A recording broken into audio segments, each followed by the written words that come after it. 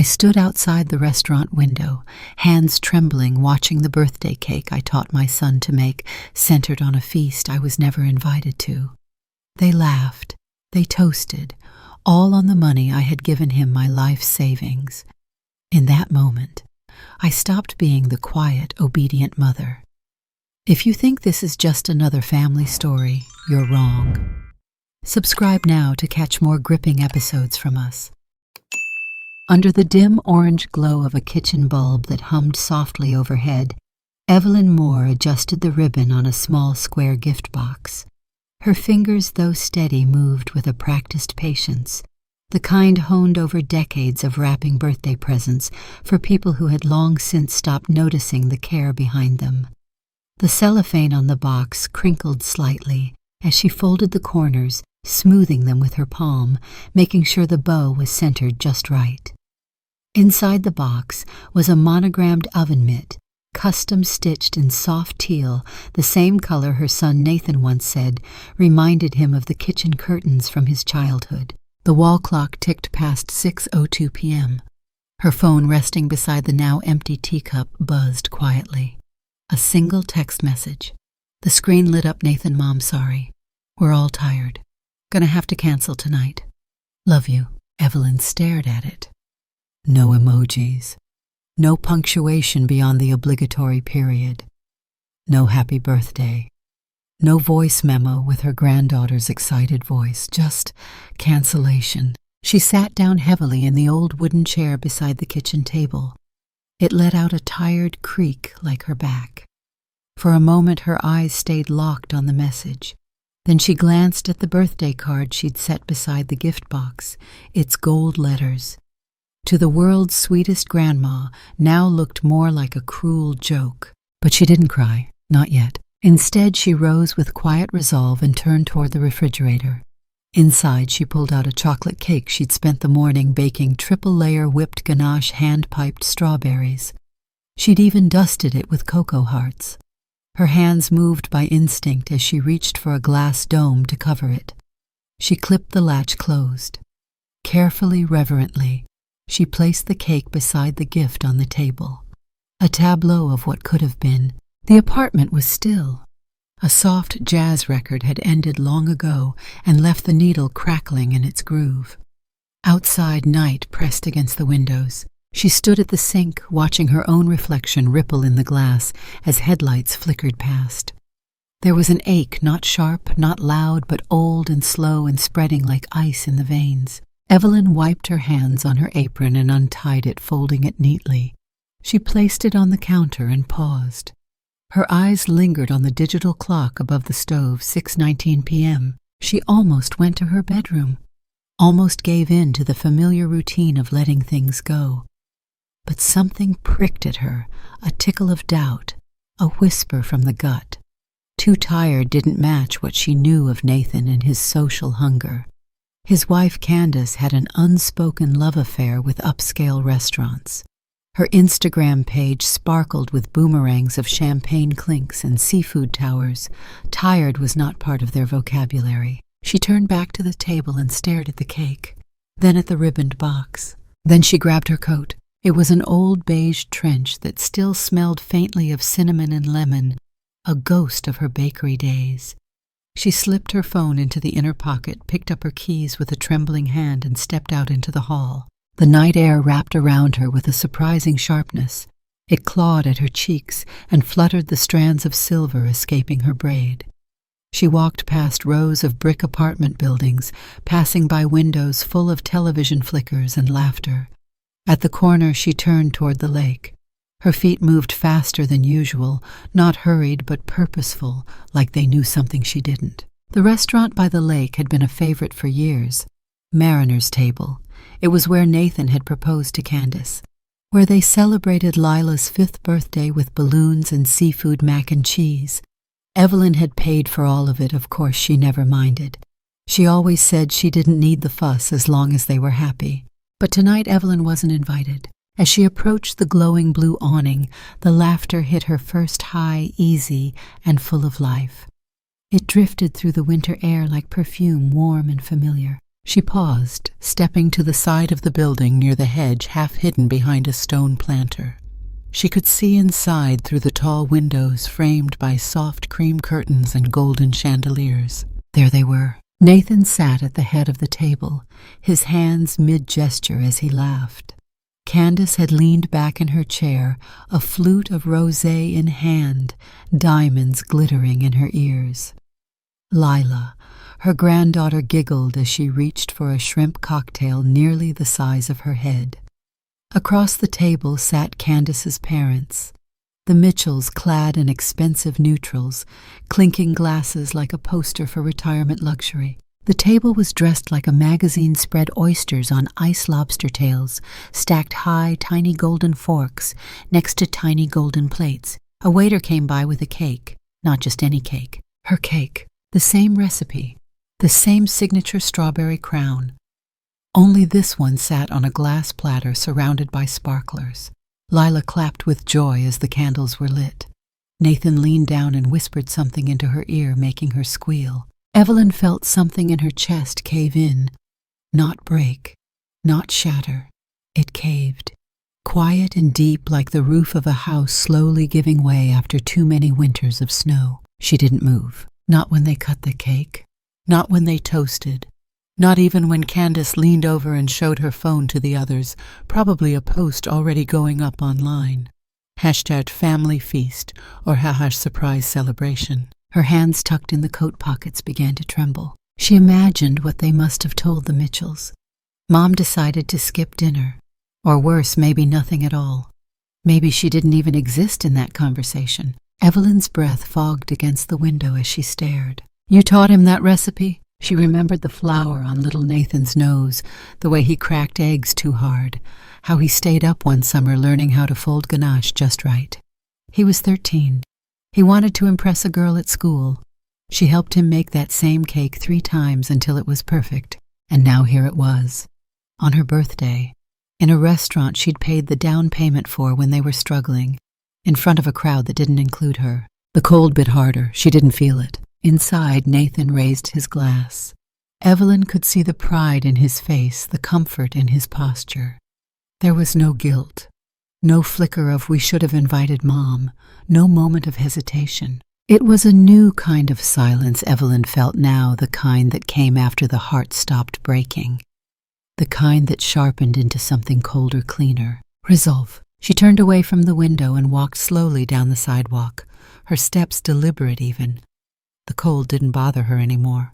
As she reached the corner, she paused under a flickering street lamp, pulled out her phone, read the text again. We're all tired. Love you. She deleted it. No reply, no emoji, no tears. She slid the phone back into her pocket, lifted her chin, and exhaled long, slow, silent. The next steps she took back toward her apartment didn't echo like they had before. They rang, like the beginning of something new. The silence in Evelyn's apartment was a thing with weight. It pressed on her chest as she sat at the kitchen table, unmoving, her eyes fixed on the cake she had once believed would be shared in laughter and love. The glass dome still protected it, but it now looked like a relic, something belonging in a museum exhibit labeled Hope Retired. The clock struck midnight with a soft mechanical click. She hadn't moved in hours. The images replayed Nathan's relaxed posture, the easy curve of Candace's laughter, the perfect strawberries on the cake. Evelyn's stomach turned with something sour, unfamiliar. Not sadness, she'd lived alongside that emotion like an old tenant. No, this was different. This was betrayal with edges, and underneath it something else stirred. Not rage, not yet, but its precursor, an alertness, a shift. She rose slowly, her bones stiff and aching, and walked down the hallway. The carpet muffled her steps, but her breath sounded loud in the quiet. She entered her bedroom, flipped on the lamp, and moved toward the old cherrywood cabinet, the one that held the past, or what was left of it. She sat at the edge of the bed and opened the bottom drawer. Inside were the folders she hadn't touched in years. Manila carefully labeled the handwriting still neat. Savings account, trust real estate, deeds medical power of attorney. She ran her hand over each one like she was reading Braille. Her fingers hovered over a navy blue folder. She pulled it out, opened it. There it was, the document. Her signature, Evelyn M. Moore, still bold, still steady. Underneath it in neat type, durable power of attorney granted to Nathaniel Moore, dated 3 years ago. The ink had faded just slightly along the crease, like time itself was trying to warn her. A breath caught in her throat. She remembered that afternoon. The living room had smelled like lemon polish. Nathan was home from out of town. Lila was napping in the guest room. Candace was out shopping for sconces. Evelyn had just pulled lemon scones from the oven when Nathan sat beside her, his arm draped across her shoulder, like when he was young and needed to feel close to something safe. "Mom," he had said, "you know I'd never let anything happen to you, right?" She had smiled, still wearing the oven mitt, her apron dusted with flour. "Of course, sweetie. It's just, with you living alone now and all the banking stuff, it's probably smart to set up some protections, just in case. I'd never use it unless you needed me to." He pulled out the folder like it was nothing more than a Costco coupon booklet. She'd signed without hesitation. Why wouldn't she? It was Nathan, her boy, the one she'd sat up with during fevers, the one who'd cried into her apron when his first pet hamster died. He'd kissed the top of her head when she handed the document back. "Now you won't ever have to worry," he had said. Back then she believed him. Now in the stillness of her room, Evelyn felt her stomach churn.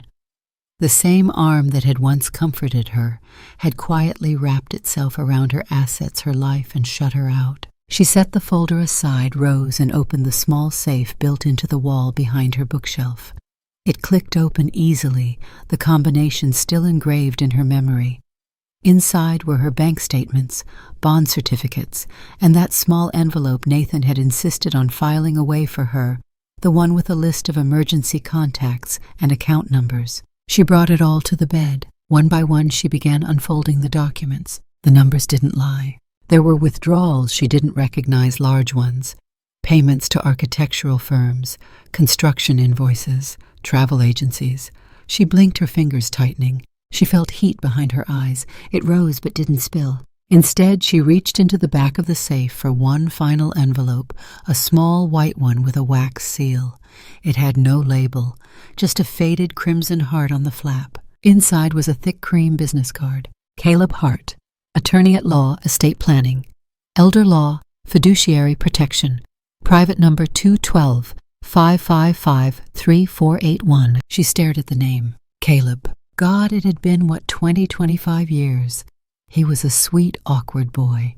Used to come by the bakery every Wednesday with his little sketchbook. She remembered he always asked for the corner cinnamon roll, the one with the most icing. He would sit at the back booth sketching cakes and superheroes. She'd slide him extra napkins, and sometimes a second roll when no one was looking. He was shy, brilliant, and fiercely loyal. When he got into law school, he had come back to thank her, told her that the afternoons at her bakery were the only place he ever felt safe. She hadn't seen him since, but she kept the card. She didn't let herself think. Not too much, not yet. She picked up her phone and walked into the living room where the air was cooler. She sat in the worn armchair, the one with the floral slipcover, and dialed the number. Her thumb hovered over the green button for a beat longer than necessary. Then she pressed. 2 rings, then a click. Caleb Hart came, the voice lower now, deeper than she remembered, but calm, controlled. Evelyn opened her mouth. Nothing came out at first, just a breath. Then, "Hi, Caleb. This is Evelyn Moore. You might not..." A pause, and then Ms. Moore. Her eyes welled up. Something about the way he still said her name, like it mattered. "Yes," she said, her voice trembling barely above a whisper. I need help." There was a pause on the other end, but not hesitation. It felt like readiness. "Where are you?" he asked. "In my apartment," she whispered. "I can be there in 40 minutes. You don't have to." "I want to." She closed her eyes, let the words settle. "Thank you, Caleb. I never forgot your kindness," he said gently. "You gave me a place to sit when the world didn't. Now let me give you back your seat at the table." The call ended. Evelyn didn't move, not right away. She let the weight of everything settle around her. The betrayal, the lies, the icing on the cake she didn't get to taste. But also the beginning. Outside, the wind picked up. Inside, Evelyn Moore took a breath that felt fuller than the ones before it, and waited. Under the soft flicker of the cafe's pendant lights, Evelyn stepped through the door with cautious resolve. The bell above jingled light and harmless, but to her it rang like the start of something irreversible. The space smelled of roasted beans and memory earthy and rich, and she stood there a moment just inside the doorway, eyes scanning. He was already waiting. Caleb Hart sat at a table in the far corner back to the wall, like a man who knew how to read a room. He wore a slate-gray coat over a crisp black sweater, dark-rimmed glasses perched low on his nose, a mug of untouched coffee in front of him. But when he saw her when their eyes met, his entire face changed. He rose slowly without fanfare, his expression softening. He still had the same dark curls, a little thinner now, flecked with gray near the temples. His presence filled the space like a grounding wire. "Ms. Moore," he said, voice warm. "Evelyn," she corrected gently. He smiled, held out a hand. "Evelyn." She took it. His grip was steady, anchored, and somehow she didn't feel so small anymore. They sat. It took her a moment to get the words out. The cafe bustled in a quiet way, steam-hissing silverware clinking, a jazz track humming low in the background. But in her mind, there was only the quiet thrum of fear beneath her ribs. "I know this probably seems dramatic." She began, staring at her trembling hands. "And maybe I'm just tired or hurt or—" "Evelyn," Caleb said, his voice low but firm. "Just talk to me. All of it. Don't hold back." She nodded, swallowed hard, and the dam broke. She told him about the birthday, or rather the absence of one, the canceled dinner, the walk past the lake, the restaurant, the laughter behind the glass, the cake. And then came the words she hadn't spoken aloud until now. The documents, the signature, the withdrawals. She didn't recognize the nights she lay awake wondering when she'd stopped being a mother and started being a funding source. Caleb said nothing, not at first. His fingers steepled beneath his chin, his eyes locked on hers. And as she spoke, the shift in him was subtle but undeniable. His brows drew together, his mouth set in a firm line. The warmth faded not from her, but from his focus. He was moving into a different mode, one she had only ever seen in movies. From kind-hearted to coiled steel. When she finally stopped, her voice rough and thin, her eyes wet but dry of tears, he leaned back slowly and exhaled through his nose. "How long ago did you sign the power of attorney?" he asked. 3 years, she said. "It was right after I sold the bakery. Nathan said it would help manage everything, that I wouldn't have to worry about a thing." Caleb's jaw ticked once. "You haven't had direct access to your accounts since then." She shook her head. "Did he ever ask for your login credentials?" "No," she said. "He said he'd set up auto-pay for everything and track my retirement accounts personally, that I didn't need to worry." Caleb picked up his coffee but didn't drink. He stared into it like he was reading tea leaves. "What do you have with you?" he asked. Evelyn reached into her leather bag, old and worn with time, and pulled out a thick manila folder. Inside were bank statements, credit reports, transaction logs, and copies of the original signed documents. He laid everything out carefully between them.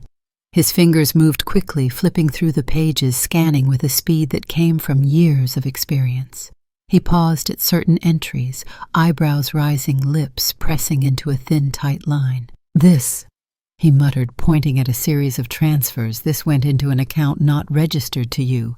That's a red flag." He flipped further. "You see the signature?" he asked, sliding a page toward her. She nodded. It was hers. Dated 6 months ago, authorization to transfer $48,000 into a joint business account, one she had never heard of. "I didn't sign that," she whispered. Caleb's voice hardened. "They copied your signature. It's not even a clean trace. Look at the inconsistencies in the L and the curve in your E. This was a rush job, sloppy." Evelyn stared at the page, heart pounding. "Is that forgery?" He met her eyes. "It's fraud." The words sat heavy between them. She blinked. "What does that mean? What can I do?" Caleb leaned in, his tone cool and precise now. "It means we've got leverage, but we need to play this carefully. Nathan is protected right now, not just legally, but emotionally. If we go in guns blazing, he'll spin this. You'll be painted as confused, emotional, bitter." Evelyn opened her mouth, then closed it. She could already hear Nathan's voice. Mom, you misunderstood. Mom, we're just trying to help. You're overreacting. You always do. I need you to be patient, Caleb said. And I need you to trust me. She nodded. What do we do first? He began listing methodically. We need certified copies of every document you ever signed. I'll have my office request records from the bank, the title companies, and your retirement fund. I'll subpoena access logs if we have to. He tapped one finger against a bank statement. I want to know when he logged in from what IP and if any unusual access patterns pop up. Evelyn stared at him. Can you really find all that? He looked up the smallest edge of a grin tugging at the corner of his mouth. Oh, Evelyn, you knew me when I was just a scared little boy sketching cakes in your bakery. That boy is gone. His expression turned razor sharp. I'm a predator now, and Nathan, he's prey. Her breath hitched. Then what she asked? Caleb sat back. Then we let him keep thinking everything's fine, that you're still the woman who bakes cookies and doesn't ask questions. He'll get comfortable, maybe even greedy. And the moment he makes one wrong move, one new transfer, one attempt to touch a frozen account, we strike. She was quiet for a long moment. Then, voice low, she said, You really think I can get it back? He didn't blink, all of it, and more. But what if I lose him? She asked, the words escaping before she could catch them. Caleb looked at her gently. You already have. She looked away. He leaned forward. Evelyn, this isn't just about money. It's about dignity, autonomy. You gave him everything and he took it like it was owed. You didn't lose a son. He lost a mother. The words pierced something inside her. She looked back at him, her spine straightening. What do you need from me? Copies of everything. Passwords if you have them. Any handwritten notes, text messages, voicemails, and silence. Silence. No warnings, no slip-ups. He can't know we're building a case until the trap closes. She reached into her bag again, this time pulling out a small tin box. Inside were old sticky notes, grocery receipts with scribbled numbers, and a worn-out notepad with account references. Caleb accepted them like precious stones. Then he paused, looking at her again. Are you ready for this? She nodded. More than I've ever been. He smiled faintly, packed the documents into his satchel, and stood. I'll be in touch tomorrow. Thank you, Caleb. He paused at the edge of the table, hand resting on the chair. Evelyn, yes, you didn't come to me too late. You came at exactly the right moment. And with that, he disappeared into the cold night air. And Evelyn, for the first time in years, didn't feel like a victim. She felt like the beginning of a reckoning. The morning light crept through the thin curtains of Evelyn's apartment, illuminating the lines on her face like battle scars. She stood by the kitchen window, her robe drawn tight around her frame, a cup of tea untouched in her hand. She hadn't slept. Not really. Her mind had spun all night, not with grief or helplessness, but with calculation.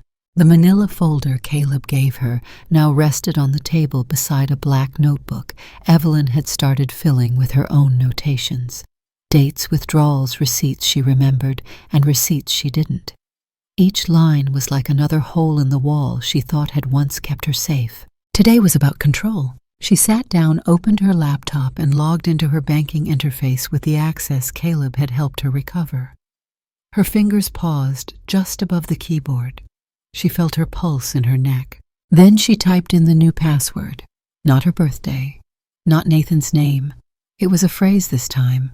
One Caleb had helped her choose. No more Silence 72. She hit enter. The dashboard loaded. She was in.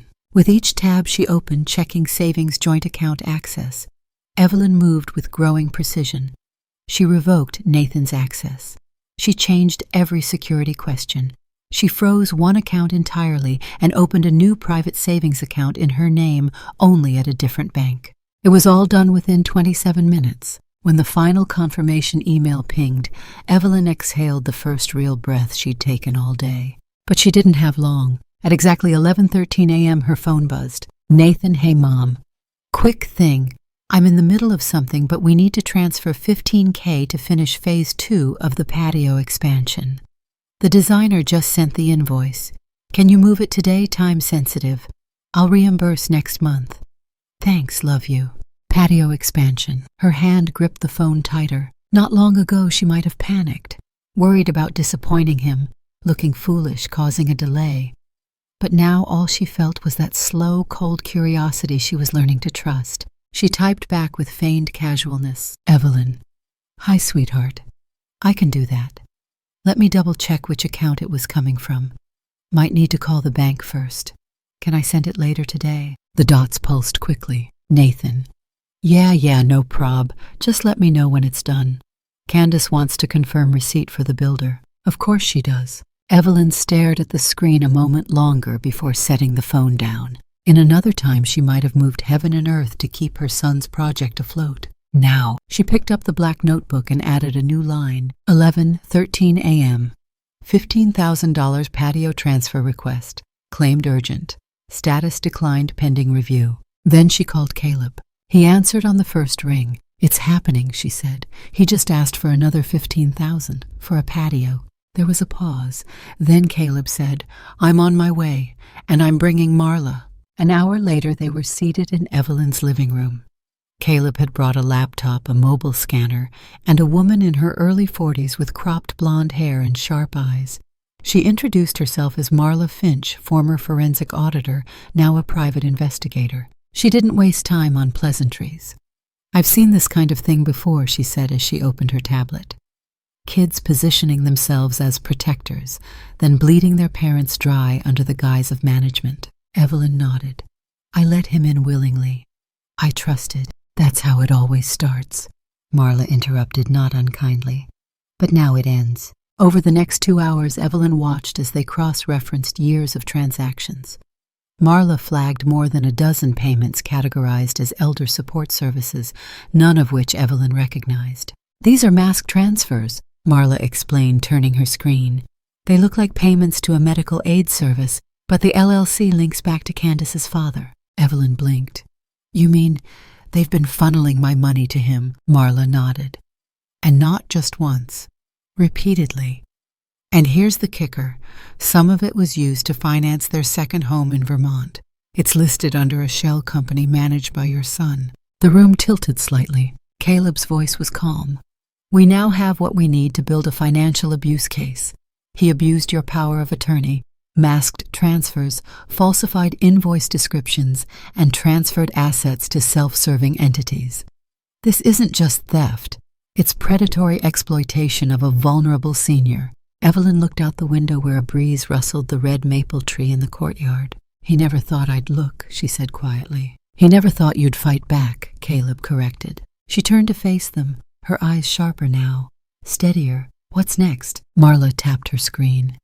"Now we document and timestamp everything.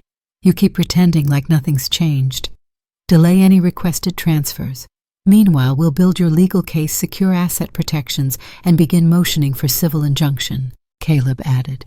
"If we play this right, not only do you regain everything, they'll face criminal liability." Evelyn absorbed that slowly. She hadn't started this for vengeance. She hadn't even started it for justice. She started it because something inside her said no more. But now that the pieces were coming together, now that she saw the true shape of what had been done behind her back, something fiercer settled in her chest. She wasn't going to let this be another story whispered among the elderly, another chapter in the unspoken book of how children fail their parents. She was going to set fire to the whole damn book. Later that night, Evelyn stood in front of the mirror, brushing her hair in slow, even strokes. The woman who stared back didn't look frail, didn't look passive. She looked alert, a quiet kind of alert. The kind that watched storms roll in without blinking. The phone buzzed again. "Nathan. Did the transfer go through? Candace's dad says the builder's holding the materials." Evelyn stared at the message, then typed, "Evelyn. Sorry, sweetheart. Still checking with the bank. Might be an issue with the joint authorization settings. I'll follow up tomorrow." She hit send, and then she smiled, not out of joy, out of clarity. She was no longer his safety net. She was his reckoning. The rain came soft and steady that afternoon, tapping against the windows of Evelyn's apartment, like a long-forgotten song. She sat at the kitchen table, a pen in her hand, the papers in front of her slightly curled at the corners from the humidity. The words printed on them were dense, clinical, unforgiving civil complaint, financial misappropriation, breach of fiduciary duty. Her hand hovered above the signature line. Outside, the sky was the color of bruised steel. Thunder murmured in the distance, but here at this small wooden table where she'd once taught Nathan how to roll pie dough, there was only the sound of her breath and the light scratch of the rain. Before she could sign, her mind drifted unbidden but sharp to a different rain from a different year. It was late autumn, the year Henry died. The storefront still smelled faintly of vanilla and clove when Evelyn turned the key one final time. The bakery windows were fogged from the ovens, the warmth inside betraying the cold weight in her chest. She'd held that shop together for 30 years, through the birth of Nathan, through school closures, car accidents, bills, repairs, and then cancer. Henry had wanted her to keep it. He said the bakery was her soul's home. But Nathan was in his second year of college. Tuition had spiked. His job at the library paid nothing. Evelyn remembered the call, "Mom. I don't know if I can stay. I think I need to drop out." He hadn't asked for the money. He never had to. That night she made the decision. The sale wasn't profitable. It was a quick deal to a corporate coffee chain who gutted the place and installed polished glass counters where there used to be wood-paneled warmth and baskets of sugar-dusted muffins. She cried once, alone. Then she didn't cry again. She told Nathan it had been the right time. He believed her. Maybe she had believed it too. Now, decades later, her name trembled in ink above the complaint form, signing not only a lawsuit, but the end of every excuse she had ever given him. Caleb stood across the table, his coat damp from the rain, his eyes watchful but silent. When she looked up at him, her voice was barely above a whisper. "He was the reason I let it go. The bakery, my shop." Caleb nodded once. "He became the reason you gave everything up. Now he's the reason you take it all back." She slid the signed pages across the table. "File it," she said. Her voice no longer trembled. Caleb gathered the papers carefully. "You understand what happens now?" "I do. There will be fallout. Legal freeze orders. He's going to call. He's going to panic." Evelyn reached for her tea. "He already has, just not in ways that made noise." Caleb didn't smile, but his posture shifted, a mark of respect. "I'll initiate the injunction first. The account freeze comes shortly after. He'll be notified when it hits." She looked toward the window. The rain had thickened. Streams of water clung to the glass in frantic veins. "Let him feel the quiet for once," she murmured. 2 days later, at exactly 9:18 a.m., Nathan Moore stared at his phone with growing disbelief. The transfer failed. The builder was waiting. Candace was furious. The contractors had walked off-site that morning due to lack of payment. He'd logged into the bank app 5 times. Same error every time. Account frozen. Authorization suspended pending legal review. He tried Evelyn's number. No answer. He called again and again. Still nothing. Finally, she answered on the 5th try. The line was quiet. "Mom," he asked, forcing lightness into his voice. "Hey, there's a weird issue with the bank account. Something about a hold. I think there's a mistake." Evelyn stood at the window of a small commercial lot, her phone to her ear. The space in front of her was bare concrete, faded tile, and peeling walls, but she didn't see what was. She saw what could be. A bakery. A real one. A small storefront tucked between a laundromat and a used bookstore. It had terrible lighting and a water stain the shape of Nevada on the ceiling, and still her chest thrummed with something that felt dangerously close to joy. She answered him softly. "There's no mistake, Nathan." A pause on the line. "Wait, what? What does that mean?" "It means the accounts aren't yours anymore." His voice sharpened. "What the hell is going on?" "I know about the Vermont property, about the LLC under Candace's father's name, about the shell transfers you labeled as elder services." There was no sound on the other end, not even breath. "I signed a complaint," Evelyn continued. "You'll be receiving it soon. You're being investigated for financial abuse of a senior citizen." The silence turned electric. Then Nathan's voice came back loud and defensive. "Mom, no, you don't understand. That money, it wasn't like that. I was just trying to—" "You were trying to expand your patio," she cut in, voice steel. "With my retirement. It was temporary. I always planned to pay you back." "No, Nathan," she said, the firmness shocking even to herself. "You planned to never let me look. Mom, please, let's talk face to face." "No, you can't do this to me," he shouted. She closed her eyes. "I'm not doing anything to you," she said. "I'm just undoing what you did to me." Then she ended the call. She stood alone in that little bakery shell with its broken tile and dusty air, and for the first time in years, she felt something spread inside her that had nothing to do with grief or obligation. It was the slow, deep burn of return, not revenge, restoration. Behind her, Caleb pushed open the door. Well, Evelyn turned her eyes brighter than they'd been in a decade. I want butcher block counters and big front windows that let the morning light in. Caleb smiled, rain still clinging to his coat. I'll draw up the lease. She looked around the empty space, then down at her hands, the same ones that had shaped hundreds of loaves, stirred batters until 3 a.m., and signed away everything she had for the sake of love. Now they were empty, but they were hers again. The smell of warm vanilla and browned butter swirled through the air like a memory Evelyn hadn't realized she'd missed. The new industrial oven, a refurbished relic from a closed patisserie in Montreal, hummed with radiant heat. She stood before it, one hand resting lightly on the side of the stainless steel, the other holding a spatula. Inside, a tray of cinnamon rolls rose with slow, deliberate confidence, their spiraled edges glistening with glaze. She hadn't answered her phone all morning. It had rung twice, then 5 times, then 7. The calls were all from Nathan. She had silenced the ringer and tucked it in a drawer beneath the counter. It buzzed against the wood now like an angry insect, but Evelyn didn't flinch. Her focus was on the dough, the texture, the bake, the scent. This kitchen, though small and still unfinished, already felt more like home than her own apartment ever had in recent years. The pale blue tile, the soft golden light bleeding in through the windows, the creak of the old floor, it was hers. The front of the bakery was still a work in progress. Tools leaned against the walls, paint cans sat open, but the bones were here, the soul was returning. She pulled the tray from the oven and set it on the counter with reverence.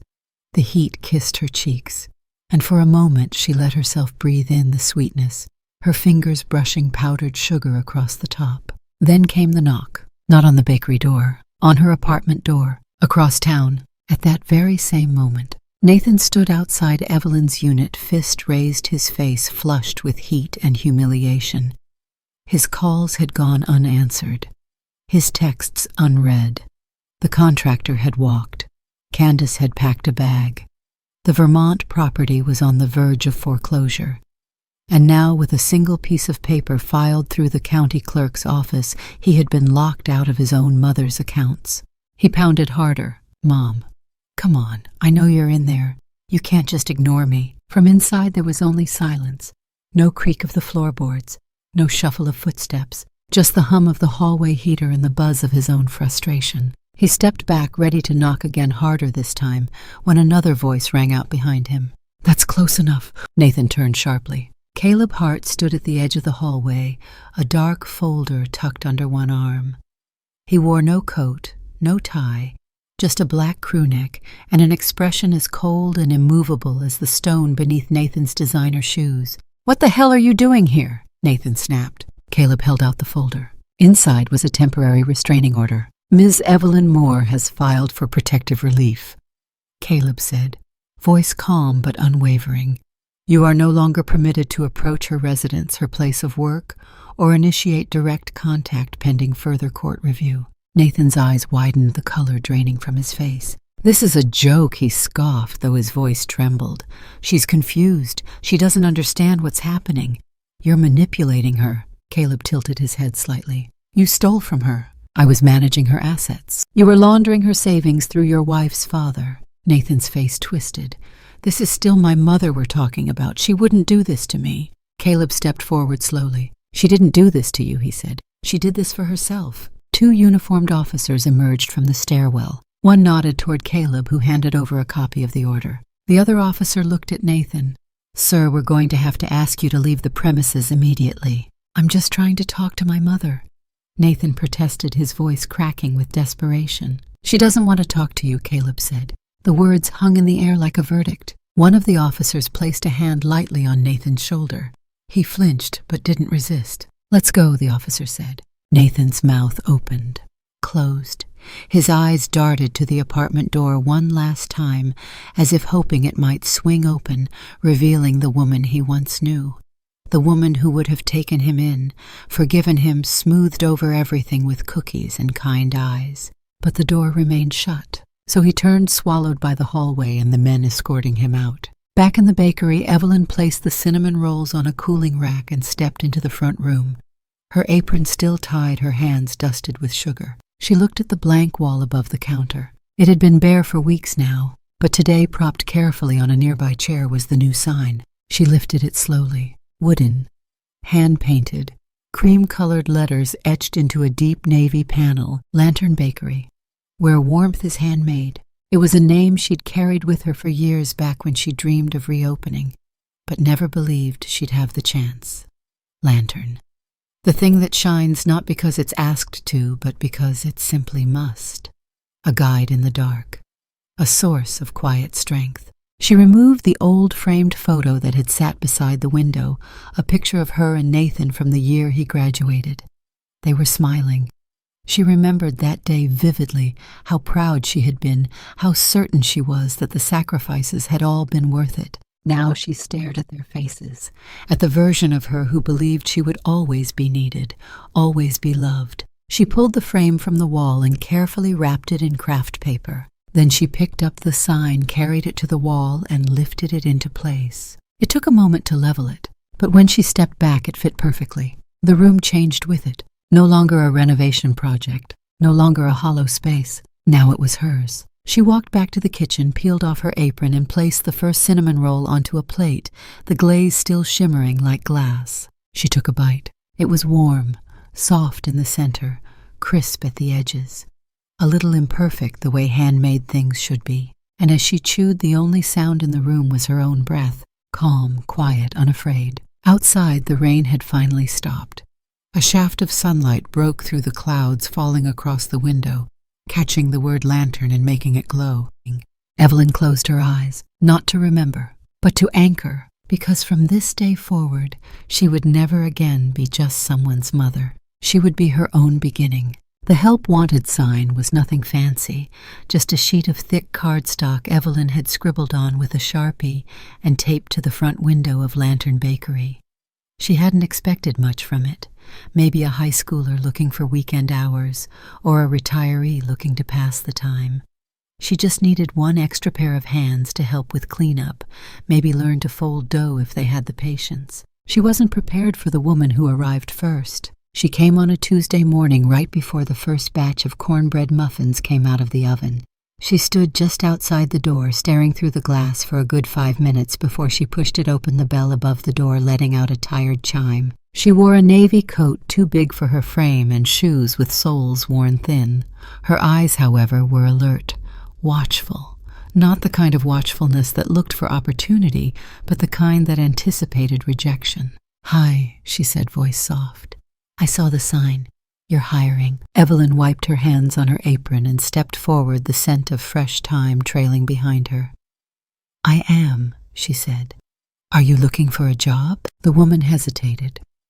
"I don't have much experience. I used to work front desk at a hospital before." "Before what?" Evelyn asked gently. The woman hesitated, eyes dropping. "Before my daughter stopped talking to me. Before I lost the house." Evelyn didn't blink. "Can you be here by 6:30 in the morning?" The woman looked up. "Yes." "What's your name?" "Geraldine. Geraldine Price." "All right, Geraldine," Evelyn said, smiling. "Let's get you an apron." And just like that, Lantern Bakery took in its first soul in need of rekindling. By the end of the week, there were 3 more. Franklin, a wiry retired mechanic who hadn't spoken to his sons in 6 years since they sued for power of attorney over his estate. May, a grandmother whose children put her in an assisted living facility only to move across the country a year later and forget to forward their number. And Camilla, a former librarian with arthritis in her knees and the steadiest hands Evelyn had ever seen when braiding challah dough. Each of them brought a different rhythm, a different scar, and a different hunger, not for bread but for purpose. Evelyn didn't treat them like staff. She treated them like artisans.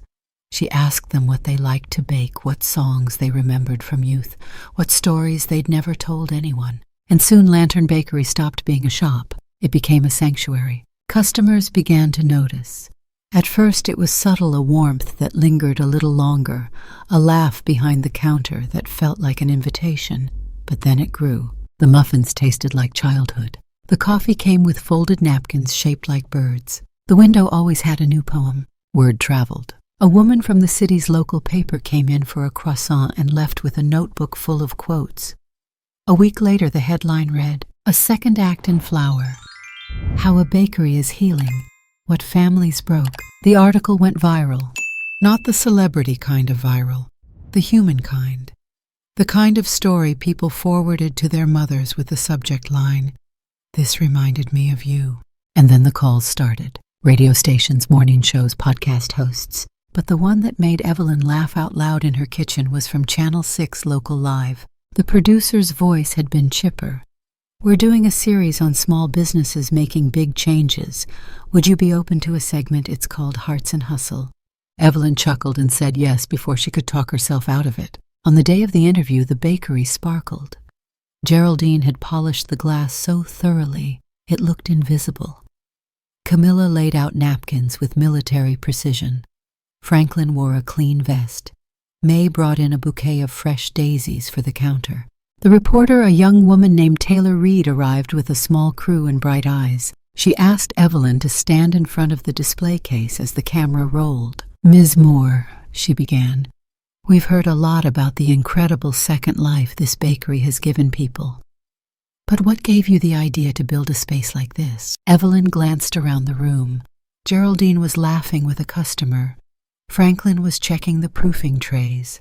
Camilla was humming near the back, her fingers busy with braided loaves. And May stood at the register, carefully sliding change into a young boy's hand as if it were gold. Evelyn looked into the lens. "I didn't build this to save anyone," she said. "I built it to save myself. They just found the same door I did." Taylor smiled. "Was there a moment when you realized it had become more than just a bakery?" Evelyn's gaze drifted to the logo on the wall. "Yes," she said. "It was the morning Geraldine cried over the way butter folded into flour. The first time Franklin fixed the oven and said it made him feel useful again. When Camilla gave a customer a poem instead of a receipt. I realized this wasn't about bread." Taylor leaned forward. "What's it about?" Evelyn smiled softly. "It's about coming back to life. About reminding people that just because someone's done with you doesn't mean you're done." The camera light dimmed. Applause broke out, not from the crew, but from a group of customers who had been quietly watching from the tables near the window. Evelyn turned red, waving them off, but the moment was captured. That night, the interview aired on Channel 6. The clip was shared hundreds of times by morning, and Lantern Bakery was no longer just a neighborhood secret. It was a symbol of resilience, of reclamation, of hands that still had something to create. And Evelyn, she was no longer the woman behind the window pane watching her family feast without her. She was the woman lighting lanterns in the dark for herself and for everyone else who'd ever been left behind. Rain carved silver lines down the windows of the law office, slicing the outside world into narrow fragments of headlights, gray suits, and broken umbrellas. Nathan sat stiffly across from the desk, water dripping from the hem of his wool coat, pooling quietly on the polished tile. His fingers tapped against his knee, restless, irritated, exposed. The lawyer across from him, a man in his early 40s with the kind of practiced neutrality that came from years of disappointed clients, flipped through a file with steady precision. Nathan cleared his throat. "So, what do I have to do to access the accounts again? Maybe a temporary motion or something provisional." The lawyer didn't look up. "You don't." Nathan blinked. "What?" The man sighed, closed the folder gently, and finally met his eyes. "Your mother has revoked your power of attorney. She has legally separated all assets and transferred them into protected trusts. The revocation is watertight. Every move she's made over the past 6 weeks has been by the book and thoroughly documented by her counsel." Nathan's jaw clenched. "That can't be right." She was confused. She didn't even use the banking app. "She does now," the lawyer said flatly. Nathan leaned forward. "Look, we had an understanding. I helped her when she needed it. I managed everything for years. There has to be something left, something I'm entitled to." The lawyer raised an eyebrow. "You're not entitled to anything." "But she's my mother." "That's not a legal argument." Nathan sat back hard, the chair creaking beneath him.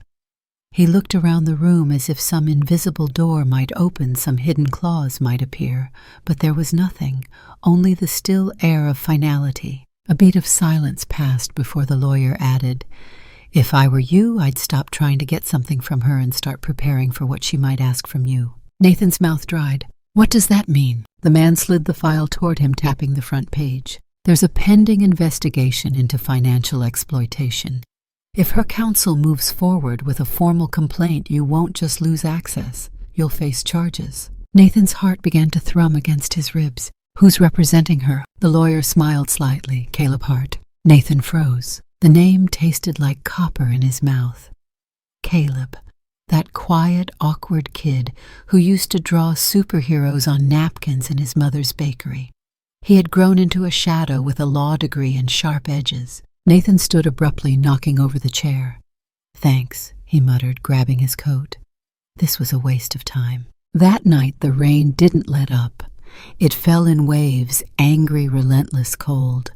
The city seemed to fold in on itself, its corners slick with neon and regret. Nathan stood across the street from Lantern Bakery, his hair soaked, the collar of his coat turned up against the wind. In his hand was a cream-colored envelope, inside it a card. 2 words handwritten on the cover, "I'm sorry." He had rewritten the message inside 6 times. None of it sounded sincere enough, but he had run out of time. There was nothing left to pawn. Candace had left 3 days ago with Lila and a carefully worded email. The business accounts were frozen.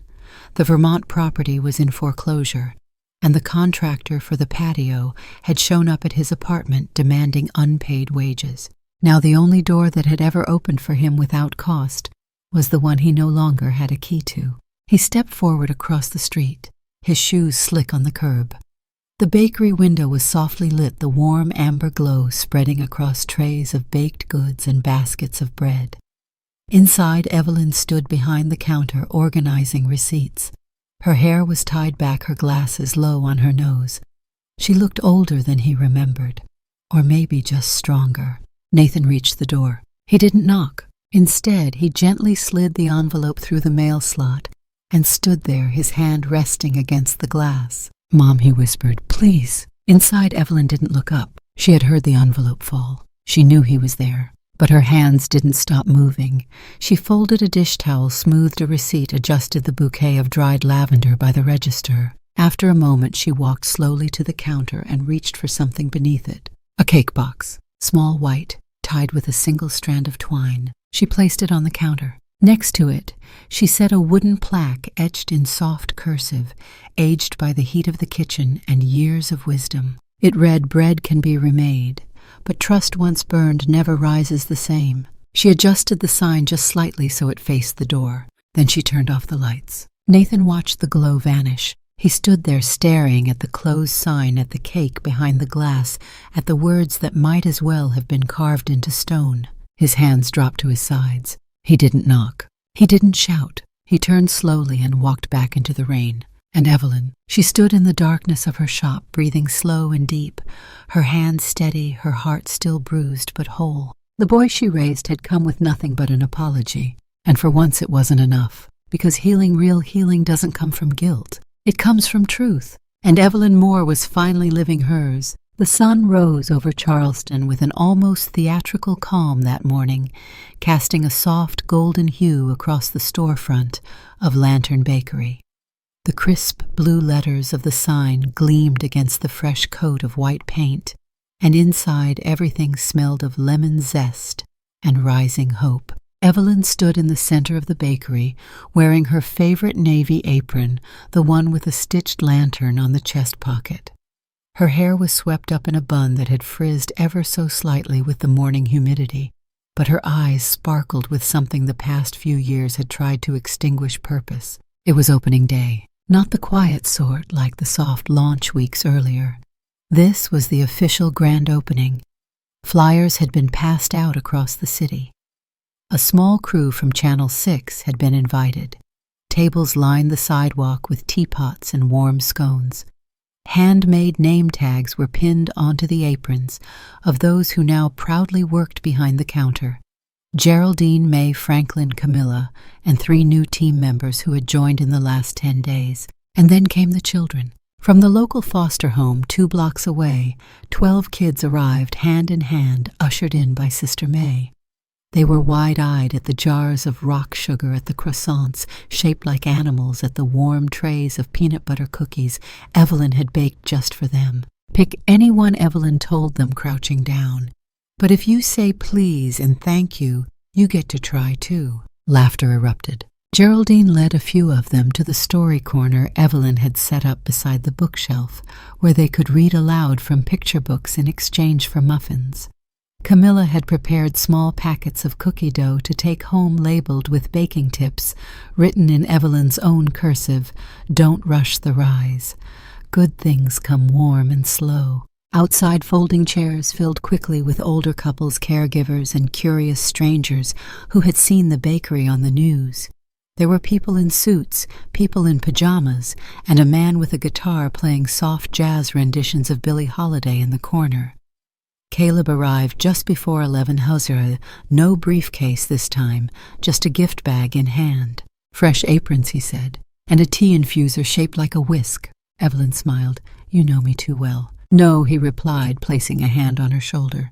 "I'm just finally seeing the version of you that's always been there." They stood together near the front window, watching the bakery buzz with gentle chaos. "Do you remember Evelyn said the last time you were here when the space was still empty?" "I do. I stood here thinking I was too old to begin again." Caleb turned toward her, and now she exhaled. Her eyes glistened. "Now I think, maybe I was just finally warm enough to rise." He laughed, soft and honest. And then Evelyn noticed him, across the street. Dressed in a wrinkled blazer, hair combed too deliberately, Nathan stood by the corner mailbox, half shielded by a utility pole, watching. He didn't come closer. He didn't wave. He just stood there, looking in eyes, scanning the faces of strangers who now belonged to a world he no longer had a key to. Evelyn's smile didn't falter. She turned back inside, took the tray of lemon bars from Franklin's hands, and carried them toward the children who were decorating thank you cards with colored markers. Caleb followed her gaze. "He's here." "I know," she said, gently arranging napkins beside the display. "Do you want to speak to him?" She looked out again, just once. Nathan shifted his weight. Their eyes met for a single second. His lips parted, perhaps to speak, or maybe to mouth her name. But the sound didn't cross the street. Evelyn simply blinked, and that moment, like all the moments that had passed between them, moved on. "I used to think," she said quietly, "that I was aging in the dark, alone, shrinking into silence while everyone else kept feasting under the lights." She picked up a teapot and began pouring into tiny porcelain cups on a serving tray. "But now I know that wasn't darkness." Caleb tilted his head. "Then what was it?" She handed him a cup and met his eyes with the kind of peace that doesn't ask permission. It was just the oven warming, the dough settling, the stillness before a bloom. "I wasn't fading, I was baking." Caleb said nothing. He didn't need to. As Nathan turned and slowly walked away, Evelyn felt no weight pulling at her chest, no ache of guilt, no choked silence needing to be swallowed, just release. The air inside the bakery shimmered with cinnamon and conversation. At 2:00 p.m. the team gathered in a circle. Camilla held a pitcher of hibiscus tea, and Geraldine passed out mismatched teacups they'd collected from estate sales and thrift stores. The children gathered around the edges, their hands still sticky with icing and joy. Behind them, the bakery's new chalkboard wall had the day's quote written in looping cursive. "To rise again, you must first rest. To be loved again, you must first choose yourself." Evelyn stood in the center, lifted her cup, and cleared her throat. "I thought I was building a bakery," she said. "But I see now that what we've built is a second chance, not just for us, but for everyone who ever thought their best days were behind them." There were murmurs of agreement, soft clinks of porcelain, the clearing of a few quiet throats. She smiled, not with nostalgia, not with pain, but with ownership of her story, of her name, of her future. "Here's to warmth," she said, "and to the people who find the courage to make it from scratch." They lifted their cups. The clinking was not loud, not grand, but it rang through the bakery like bells, and not one person spoke of Nathan, because healing isn't always loud. Sometimes it simply smells like fresh bread and fills the room without needing to explain itself. Rain tapped gently on the window pane of Nathan's apartment, though he barely registered it. He sat hunched at the edge of a couch that no longer had legs on one side, his elbows on his knees, his fingers clutching a folder now stained with grease fingerprints and failure. The fluorescent kitchen light flickered behind him, bathing the room in an anxious pulse. The apartment was almost empty. Most of the furniture sold the artwork taken down by Candace when she left. All that remained was the silence and this folder. Inside were the remnants of a legal campaign that had gone nowhere. Emails from his now ghosted lawyer, bank statements, redacted with thick black bars, and stamped letters from Caleb Hart's office that read like final nails in a coffin. He flipped open the folder again, rereading one paragraph from the judge's statement of dismissal. The court finds that the plaintiff failed to demonstrate any standing or legal claim to the defendant's assets and recognizes the full validity of the trust and protections implemented. He read it 3 times before slamming the folder shut. He sat back, exhaled, and for the first time in months, maybe years, Nathan Moore felt truly and thoroughly alone. Not alone like quiet after a long day, alone like forgotten, expired, like the world had simply moved on without him. The knock at the door came late that afternoon. It wasn't urgent, just a soft, polite rapping. He opened it with the numbness of someone expecting nothing. On the floor lay a letter. No envelope, no signature, just thick cream-colored paper folded in thirds and tied with a single red thread. He brought it to the table and slowly unrolled it. The handwriting was unmistakably hers, strong, slanted, steady. Dear Nathan, I don't write this in anger. I don't write this with blame. I write this because silence too long becomes its own kind of cruelty. There was a time I would have done anything for you. You know that. I think I did. And for a long while I believed that sacrifice was the same as love. But it's not. Sacrifice without choice is servitude. And I spent many years mistaking one for the other. I don't hate you. I just finally chose myself. You may see what I've done as punishment, but I see it as preservation of what I have left, of who I am still becoming. You took more than money. You took trust. And I don't think you even realized it. That's what breaks my heart. So let this letter be our final exchange. Not as mother and son, not as creditor and debtor, but simply as 2 people parting ways on the road. I will not open the door again, but I do wish you peace. Evelyn. Nathan let the letter fall to the table. He didn't cry. There were no tears left, just a strange hollow ache behind his ribs, the kind you feel when something true can't be undone. At Lantern Bakery, the rain had long since passed. The sun came in wide through the front windows, lighting up every corner of the kitchen, as though no part of the room was allowed to be dim anymore. Evelyn stood at the counter with a rolling pin in hand, flattening dough, while a dozen eyes watched her every movement. The new class was mostly gray-haired, some hunched, others sharp as ever. They stood in aprons, 2 big hands covered in flower notebooks open beside them with crooked notes. All right, Evelyn said, smiling. Don't overthink it. Let the dough tell you when it's ready, not the clock. May chuckled from the back. I spent 60 years listening to clocks and calendars. It's nice to be told to ignore one for once. Laughter filled the room. This wasn't just a bakery anymore. It had become a classroom, a sanctuary, a gathering place where the older, forgotten corners of society came to trade not just recipes, but memory. Franklin led Story Saturdays where participants would bake while telling tales from their childhood war stories. First Love's the last phone call with a child that never came back. Camilla ran a side project where each person left with a printed card, a poem on one side, a recipe on the other. They called them Taste and Truths, and every week more arrived. Retired teachers, widowed nurses, a woman who had once danced on cruise ships, a man who used to fix jukeboxes, people who had spent a lifetime working, giving, disappearing into the folds of family, and then being left behind.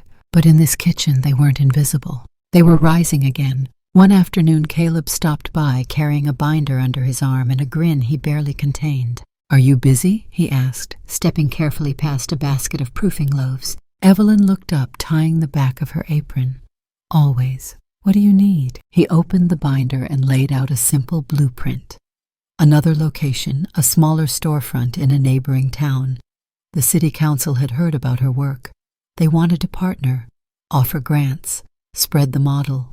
There were press outlets calling it Aging with Dignity, the Lantern Movement. He waited for her reaction. She stared at the blueprint a long time. Then slowly she pushed it back toward him and smiled, not with amusement, but with conviction. "I appreciate it," she said, "but every loaf that comes out of this oven has my fingerprints on it." Caleb blinked. "So you're saying—" "I'm saying some things are meant to stay small, human-sized, intimate." She wiped her hands and poured them both a cup of tea.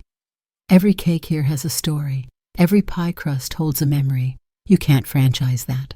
Caleb leaned back in his chair. "You know that makes you something of a revolutionary." "No," she said, sipping. "It just makes me whole." And as the classroom filled again with the smell of baked apples and nutmeg, Evelyn looked around and saw more than a business. She saw a legacy, not the kind carved into stone, the kind passed hand to hand, warm, soft, real, just like bread. The light from the window stretched long across the floorboards of Lantern Bakery, catching flecks of flour on the counter and shimmering off the polished brass knobs Evelyn had polished herself that morning. The sun was dipping low behind the rooftops, staining the sky a melancholy amber, and inside the bakery there was no one left. Just her. The door had been locked 15 minutes ago.